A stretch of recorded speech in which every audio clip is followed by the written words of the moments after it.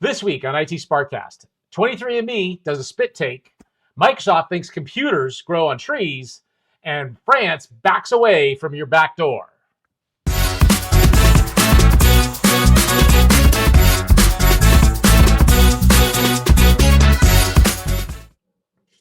Greetings and welcome to IT SPARC Cast. I'm your host, John Barker. And I'm your host, Lou Schmidt. We have made it through March, so let's see what's going on out there. It's Friday, March 28th. IT SPARC Cast is a digest of the IT news over the last week with insights, opinions, and a little sarcasm from two experts, each with over 20 years of experience working in IT or for IT vendors. And now, the news bites. Well, hey, John, It sounds like we're going to be very heavy on security and weirdness this one. Definitely weirdness. Weirdness. All right, get weird.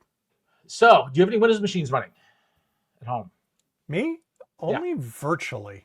No, I got a couple. But just like one's a game system, actually both are game systems. So I have two Windows game systems running.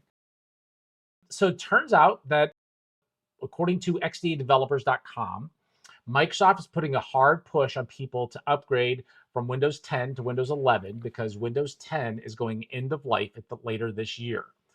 And what we know, though, is that there's a lot of systems out there that are unable to upgrade to Windows 11 because they don't meet the specs. Either they don't have the right TPM chips or there's some other reason. Now, just going through the article, just a couple of pieces of information that you need to know. One is that Windows 10 will cease support October 14th of this year, 2025.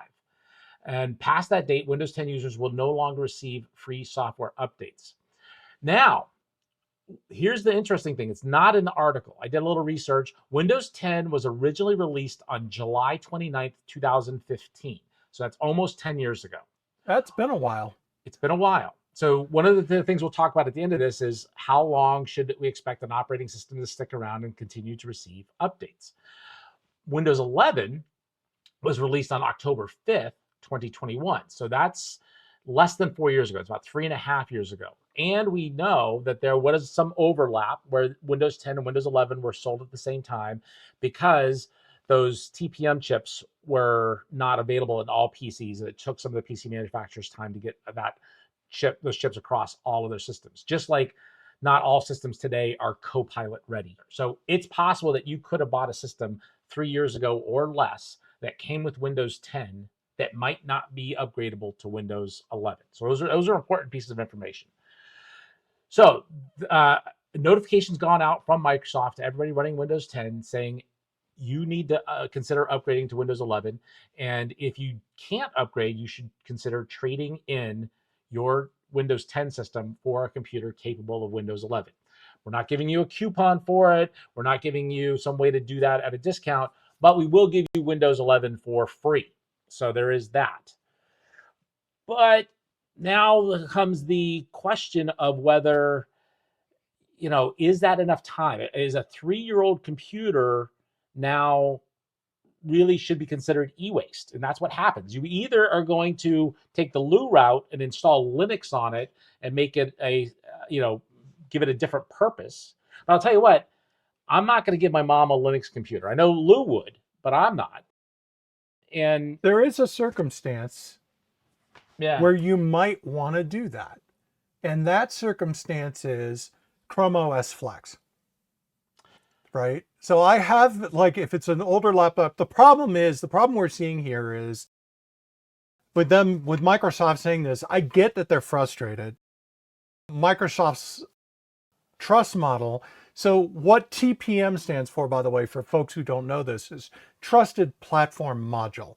And what a Trusted Platform Module does is it provides a set of unalterable security keys that can verify the integrity of the operating system.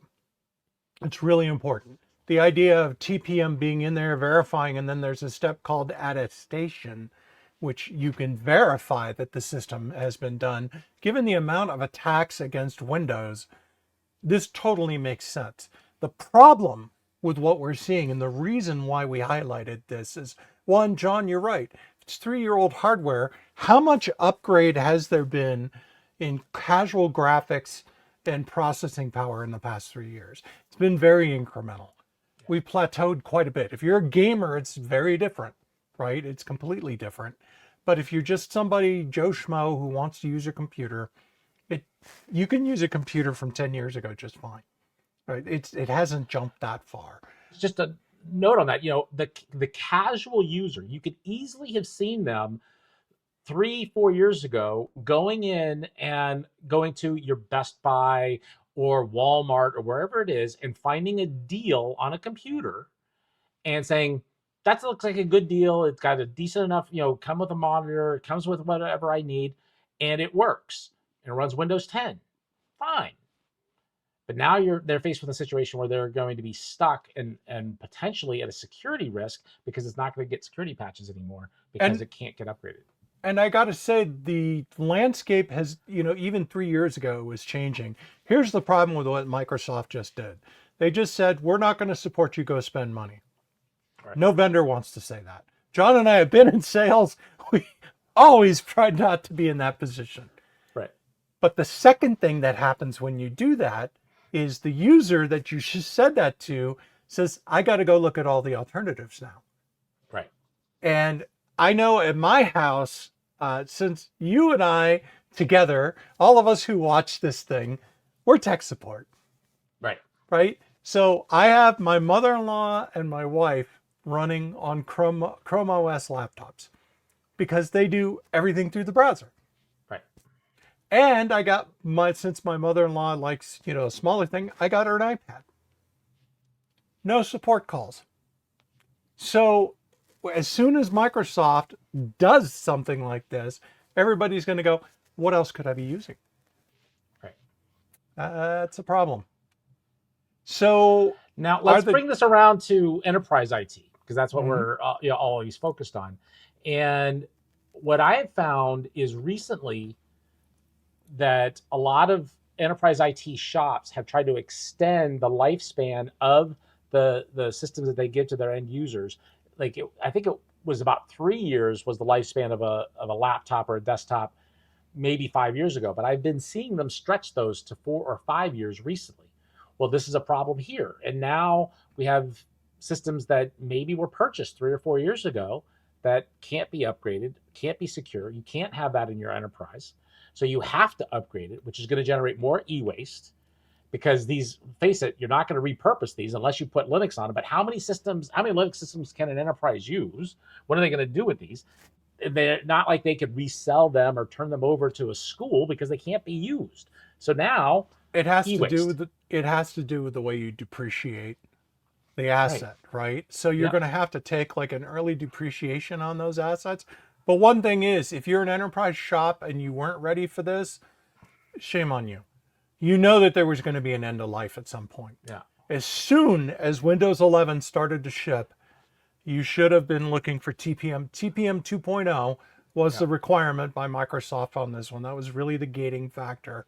You should have been looking for this. So your 3-year-old, 4-year-old computer should be able to handle this. All right. So I got $5 that says that sometime before October of this year, Microsoft is going to extend the life of Windows 10 by another year. And I got $5 that says that within a year, I'll be doing a CVE of the week that talks about people on Windows 10 getting owned. Okay, fair enough. We'll take because of this. Well, that actually I believe. I'm not going to bet against that.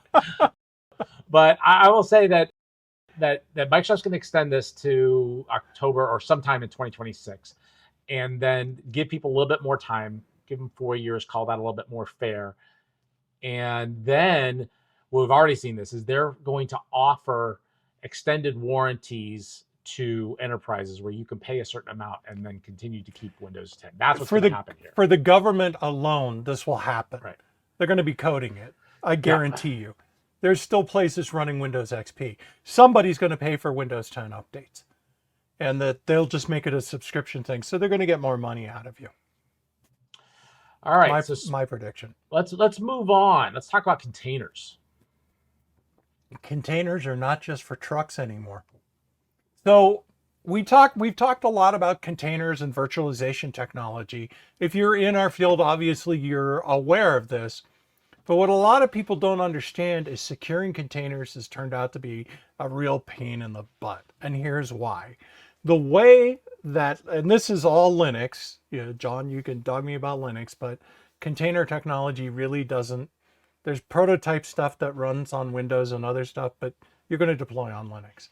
That's what it was built for. What it comes down to is something called a namespace, right? So the kernel separates the processes that are accessing shared resources by this namespace concept that is directly embedded into the Linux kernel.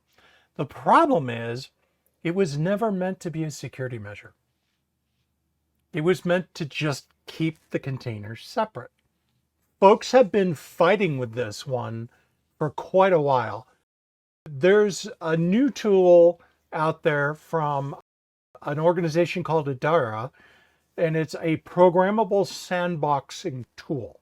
So the idea is, up till now, there's been one thing out there, and I think it's called Bubble Wrap, that runs on shell scripting. So you build these great big shell scripts with this thing, and it goes in and it manages your namespaces. But what we don't have until now, what these guys are proposing, something called Styrolite project. And the Styrolite project, what's interesting about this is I found out about this through InfoWorld, and these guys are getting funded.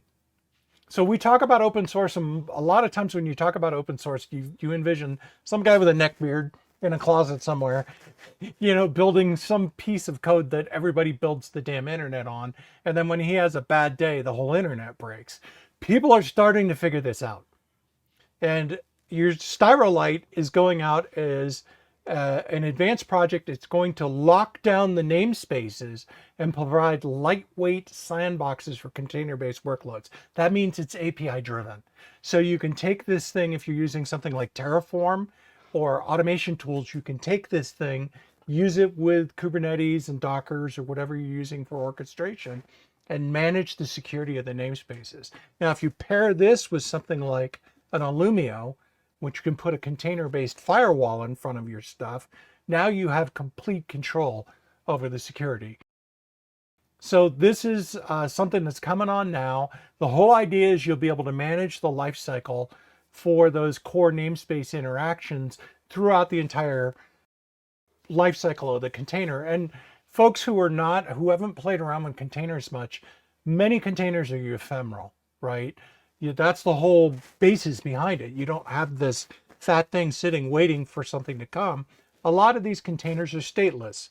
You're like, oh, I have a job that needs to get done. You spool up the container, execute the function, shut it down again. And it's this constant bringing it up and turning it off that it garners massive efficiency, but it also makes the security model a real challenge, right? Because as soon as you bring up that ephemeral container, you just open a potential security hole for the entire kernel. So this is written in Rust, which is supposed to be type safe out of the box and designed to run as a microservice. So Styrolite is trying to bridge the gap between modern cloud native computing paradigm, traditional security techniques like virtualization-based security. So we thought it was interesting for two reasons. One is this really brings it into the API world, which is where it needs to be. And two, this is an example of a funded open source project. It's going to benefit everybody who's doing hyperscale. What do you think, John? Yeah, so I think there's two really great points as far as I'm concerned. One is that I feel like we've been resting on a semi-secure mechanism and hoping that it was secure, in that just the fact that this namespace was giving us security between the containers, and we know that that's not really the case. It's like hoping that locking a door would keep smoke from a fire out of the room, and that's not going to be the case. And then the other one is seeing the funding of open source projects, which I think we had seen a rise of that a while ago, 15, 20 years ago, and then it seemed to kind of fade away. And to see that coming back, I think that's really important, and that we need to see more of that kind of open source tools out there that we can all benefit from. And I think that's really helpful and really great. I think it's great. I've seen a number of these pop up on TechCrunch recently, and I think the model is a really solid one. Build a foundational piece of technology and then sell support. Right. That was Red Hat's model, Canonical's model for Ubuntu. I think it's a very positive step, but if you're in the hyperscale space or you're playing around with containers, this is definitely something you want to take a look at. Yeah. But now I must express surprise. And when I do that, I do it in French. Mon Dieu, X fromage. What do you got? I think you should always express surprise in a foreign language. Well, it sounds so much better. Funny story. So my in-laws are French Canadian, and sometimes they would speak French in front of me, and I don't really speak much French, so I'd always respond with avec fromage, which means with cheese. Yes, and, that's my general response to that whenever they would say something in French to me. But so if you've been paying attention to IT SPARC Cast, whether it's the normal Friday news segments or our deep dives that we do on Wednesdays, you know that we've had some issues with what's going on in Europe and in the UK regarding privacy and data protection, and that some of the things that were going on with the UK trying to get access into iCloud and putting backdoors in, and some other laws that were proposed in Europe were really concerning to us. And so this is good news in that France's National Assembly voted down a proposal to force messaging apps like Signal and WhatsApp to add encrypted backdoors for law enforcement access. So this comes to us from EFF.org. And while, there's some really interesting stuff that we find on EFF and that we're generally happy that this has happened here. So the proposal would have enabled silent ghost users, in quotes, to join private chats bypassing end-to-end encryption. So that sounds pretty scary. Now, why does this matter? So we've talked about this a number of times, that anytime you put a backdoor in when it comes to encryption, you weaken the security. And that at some point, that's going to provide access to a bad actor, whether that's because you've provided attack vector for a state-sponsored actor to go in and just keep hammering that backdoor until they actually get in and figure out a way through it, whether it's because you have a disgruntled worker that either leaves or some other way provides access to somebody else, or just some other mistake is made and somebody gets access to the keys to the kingdom, and that backdoor becomes a wide open screen door and just data gets to be flown. So that's why these types of laws are really bad ideas. So privacy rights groups and cybersecurity experts pressured lawmakers, and they highlighted the privacy and the human rights and the technical risks. And that's what convinced the French lawmakers to say, you know what, you're right. Let's not weaken our security by providing these types of backdoors. So this is great that there's been a precedent now set. France, they rejected a similar measure back in 2016. So now we have 2 rejections from France. And I think that hopefully they're going to provide leadership, thought leadership in Europe that we'll see if this becomes a trend. And I'm really hoping that it does. The thing that was scary about this one is it was coming in as a backdoor inside of a different part of legislation, anti-drug legislation. So John and I are sort of middle of the road politically.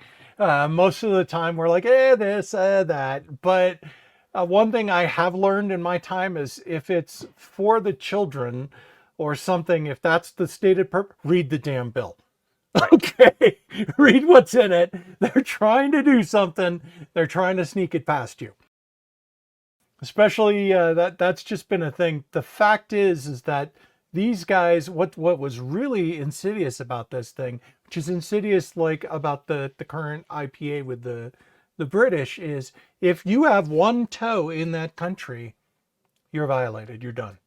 Yep. You have to assume they can get to everything you have, which is why we are constantly hammering on segment your data for security.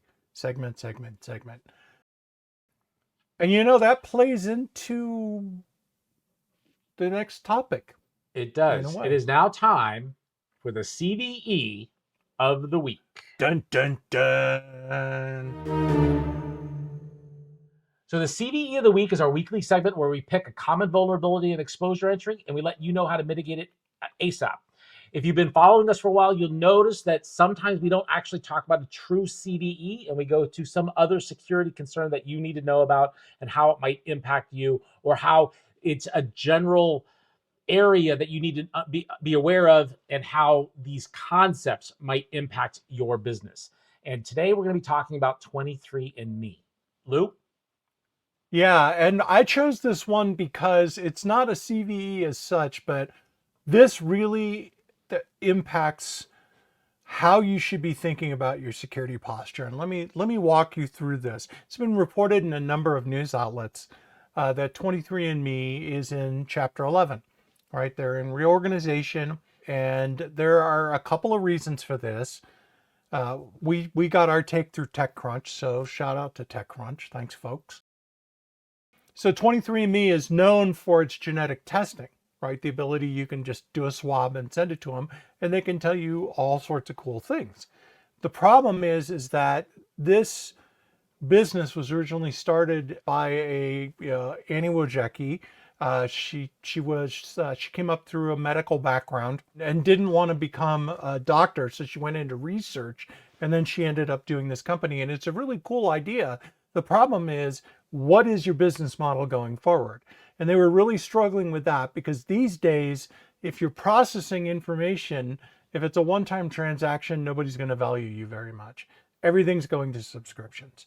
I mean, John and I have been involved in this from the networking side, but I'm sure you're seeing it as well, right? Recurring revenue is now the gold standard for a publicly traded stock. So they're already in trouble. Boom, massive breach, right? So they basically had hackers get in and steal ancestry data of almost 7 million users. 2023. Company agreed in September to pay $30 million to settle the lawsuit related to the breach. Okay, so there's two things happening here. One is very, very powerful private information was exfiltrated. We know 7 million records were compromised. So that's a problem. But here's the secondary problem. Who owns that data? The answer is the testing company has that data. So if some company comes and puts an offer in for 23andMe and wins, they have access to all that genetic data. That is, so you would think, well, why do I as an IT person care about this? Well, one, you may have used 23andMe. Second of all, you might be launching a service that requires extremely personal data. There are two problems if you're doing corporate security. One is, what am I protecting? And the second thing is, how can I get resources to protect it? This is an example that you need to put in front of your C-suite, because the straw that broke the camel's back on this company financially was that breach. That's what did it, right? There's a settlement, but there's still lawsuits outstanding. It took a huge hit on their finances. So when you talk to your C-suite about security, you need to have a bunch of examples like this in your back pocket. That's why I'm calling it out. 23andMe, you know how we've talked about security breaches and what they cost. A lot of times you don't know what they cost. We can't find out. It's reputational damage, and reputational damage is bad, bad, bad. Yeah. People go out of business because of this. Here's an example where the lawsuits themselves, we can put a number on this. This is something that you need to wave in front of your CFO or your CIO. You're a CIO, you need to get this in front of your CEO, right? Get funding to do security, because this could kill your company. Yeah. The second thing is, what are you storing? And who owns it? That is, so what is the value of this information? The fact that I can blackmail you on your genetics? A lot of people are playing it that way, but I don't think that's it. The value of this information, if I recall correctly, they've had about 15 million tests, is that you can do meta studies across the genetics. I could anonymize all this data. Not that hard to do. And I could run AI testing across these groups, do follow-ups with the people, find out where the disease is. It's a tremendous resource for trying out the idea of new drugs. This is an AI gold mine. Yeah. Do you necessarily want that out there? So you as a company, John and I were talking about this, pre-show here. And one of the things that I'm seeing is a lack of a personal data vault standard. You can make personal data vaults with like Bitdefender and 1Password and stuff like this. But what if they go out of business? What we need is a standard that allows us to say, all right, this is personal data, and I am going to grant this individual from this location at these time frames access to just this data. Why does this tie in? This ties into what we were just talking about with the French or with the British or even with the NSA, for example. I could say this, what I need is something that says, here's my personal genetic data. Only people from the US can access it. Well, I'm going to jump in on this because I think the data that 23andMe owns, people debate on like how valuable is that as far as my personal identity goes. And I think you could debate that back and forth. And I don't really feel like, that's something we can spend hours on. And that's not as relevant on the enterprise IT side. But what's happened here is this data is now at risk because we don't know what's going to happen with this company. And that's true. That can be true of any data that we have. So let's take backup data as an example. So you find a backup service, pick your favorite cloud backup service, and you are backing up your corporate data to that cloud backup service. And they end up in the exact same situation that 23andMe is in, where they lose 90% of their value or 99% of their value over a very short period of time. And then they find themselves in Chapter 11, which, by the way, doesn't mean they're out of business. They have to restructure, but there is a good chance that they may have to find themselves in a case where they're going to sell themselves. We know that the founder is actually looking to see if she can afford to buy them. Maybe they get sold to somebody else. Maybe they get sold to somebody outside of the US. Who knows what could be happening here? Who then has control of your data and what is their goal with that data? And do they actually have to follow the rules that were set in place when you signed up with that service? And so my point is that when you're putting your data in somebody else's charge, you need to make sure that there are contracts in place as to what happens with that data at the time of insolvency, at the time of Chapter 11, at the time of sale, including the sale of assets. Because a company could do a fire sale where they sell all their assets, which would include the data, but not necessarily the liability of the company, at which point you might lose everything and not actually be able to get your data back. So these are things your legal team needs to be involved with, and you need to be talking to your legal team and be, again, a champion of the company and use these examples and say, look, this is what I'm protecting against. This could happen to us, and we don't want to be in that situation. This is what it's going to cost us. These are the millions and millions and millions of dollars it's going to cost us. And so for this relatively small expenditure of getting our legal team to do X, Y, and Z, we can protect ourselves from that exposure. And that's what we need to be looking at here. And I mean, the backup case is interesting because if you're running something like, I run time machine backups on my Mac to my personal data store. And those are per session encrypted.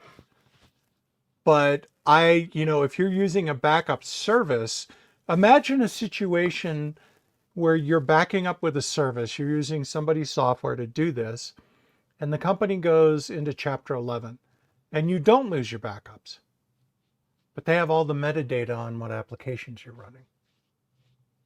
Yep. So do you own that? Do they own that? I mean, this is a situation that John and I saw when we were doing WAN acceleration stuff, right? I knew what applications were going across your network because I had to accelerate them, right? So if you're somebody like a Parabit out there or whatever that gets acquired and then gradually dies, the metadata is now getting to be just as valuable as the data itself.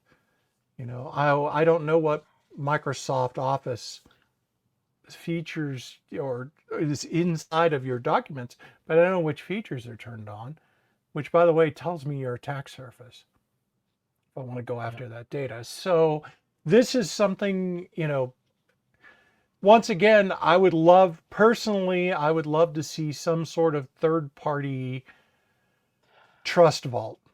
I with agree. a standard. I think that we were talking about that of an escrow kind of situation Yes.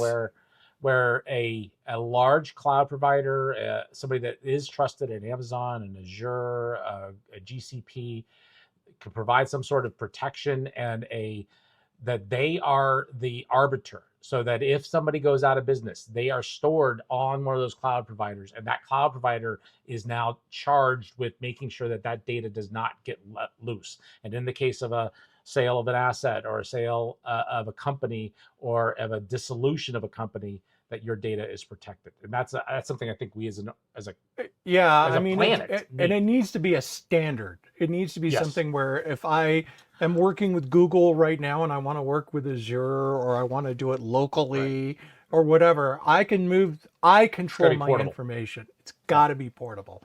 100%. So this is going to have to be an open source effort. Yep. And we'll have to see, folks, if you're out there and you've seen something like this, bring it over to us. We'd love to do an update on this. This is an example of where some targeted efforts that are in the open source community could solve this problem. But if a government tries to solve this problem, it may make it worse. Sometimes the government can make it worse. Yeah. So before we wrap up, I just want to point out that we've got a new series that come out on Wednesday of each week that we call the IT SPARC Cast Top 10, where we talk about the top 10 people, places, or things in the IT tech world that you may or may not know about, including things like the top 10 technologies that are older than you realize, where we talk about the computer mouse and virtualization. Both came out in the 60s, believe it or not. So what I suggest is maybe go take a look at that. You might learn something from that. Also suggest to us any topics that you think would be good for an IT-focused top 10 list. And with that, we are going to wrap up this episode, and we couldn't do this podcast without listeners like you. And we do want to hear what you think. Do you have a topic you want us to cover? Do you have different thoughts on when it comes to backing up data, privacy, storing information in the cloud? Do you feel differently than we do, or do you actually agree with us? We would love to hear from you. Do you worry about this stuff? Is this something you care about? Yeah. Maybe we're blowing it out of proportion.